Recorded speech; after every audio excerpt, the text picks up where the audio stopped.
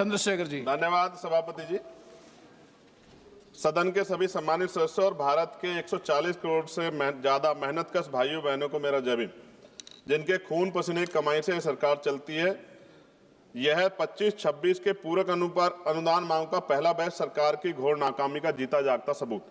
कुल सकल अतिरिक्त व्यय 1.32 लाख करोड़ रुपए का, लेकिन वास्तविक नगद खर्च सिर्फ 41,455 करोड़, बाकी 90,812 करोड़ की कथित बचत के नाम पर छिपाकर हिसाब चुकता करने का खेल। फरवरी को मुख्य बजट असत्य और खोखला साबित हो गया। बड़े बड़े वादे किए थे, अब इमरजेंसी में अतिरिक्त पैसे मांग रहे हैं।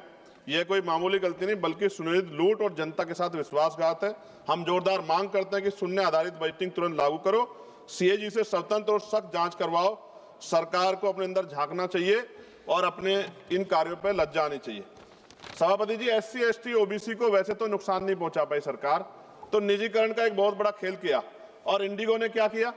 आपके पास कोई व्यवस्था नहीं थी कि अपने जो जनता थी, पैसेंजर थे, उनको कोई आवश्यक सुविधा उपलब्ध करा पाते। तो निजीकरण के आड़ में एससी, एसटी, ओबीसी को नुकसान करने के चक्कर में बहुत नुकसान किया और एससी, एसटी, ओबीसी के बहुत सारे पद रिक्त पड़े सेंट्रल यूनिवर्सिटी में, प्रोफेसर, असिस्टेंट प्रोफेसर के।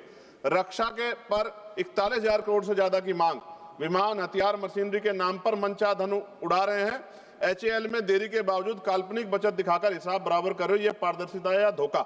गृह मंत्रालय का खर्च फट पड़ा है जनगणना, आईसीटी और क्षेत्रीय पैकेज के नाम पर, लेकिन मणिपुर में आज भी हजारों लोग बेघर सड़कों पर भटक रहे हैं।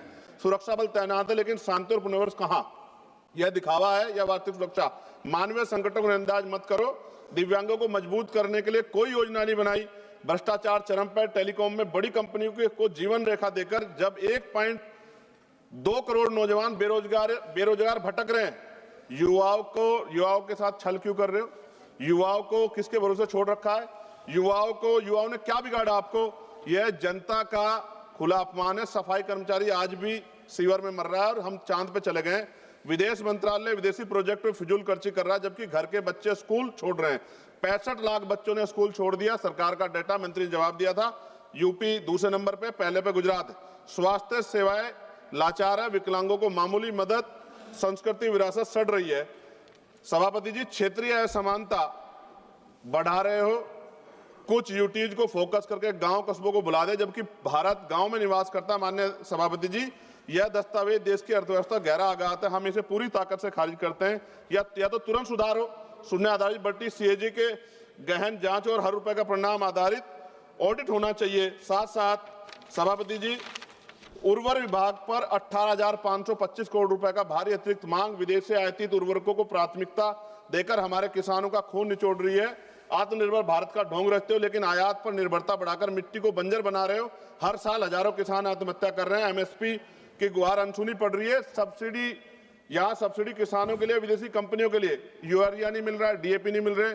आयात माफियाओं के लिए तुरंत इस लूट को बंद करो, स्वदेशी उत्पादन को बढ़ावा दो। पेट्रोलियम मंत्रालय पर 9,500 करोड़ रुपए का बोझ। जी, कंक्लूड करो। एलपीजी सब्सिडी के नाम पर तेल कंपनियों को मुआवजा देकर आम आदमी की जेब काट रही है सरकार। जब ईंधन कीमतें आसमान छू रहे तो महंगाई जनता को कुचले, तब ये करोनी कैप्टन का नंगा नाच क्यों? कॉर्पोरेट मुनाफे रिकॉर्ड तोड़ रहे हैं, फिर भी जनता के पैसे उन्हें बचाने के लिए क्यों?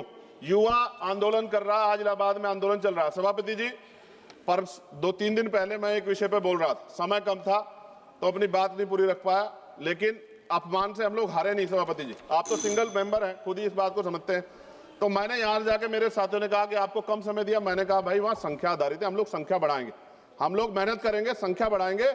और मैं आपसे आग्रह करता हूं, हमारी फाइनेंस मिनिस्टर बैठी है, एमपी लैड बढ़ाया जाए। 5 करोड़ में विकास नहीं हो रहा है सर क्षेत्रों में, मैं आपको सच बता रहा हूं। सभापति जी, खत्म कर रहा हूं। विकास नहीं हो रहा है 5 करोड़ में, दिल्ली में 10 करोड़। और जब तक नगीना का विकास नहीं होगा तो देश कैसे विकसित हो जाएगा? नगीना के लोगों के बारे में सोचो, रोजगार की व्यवस्था नहीं है। धन्यवाद सभापति जी। जय भीम, जय भारत, जय संविधान, जय मंडल, जय जोहार और किसानों की जय, जवानों की जय। धन्यवाद।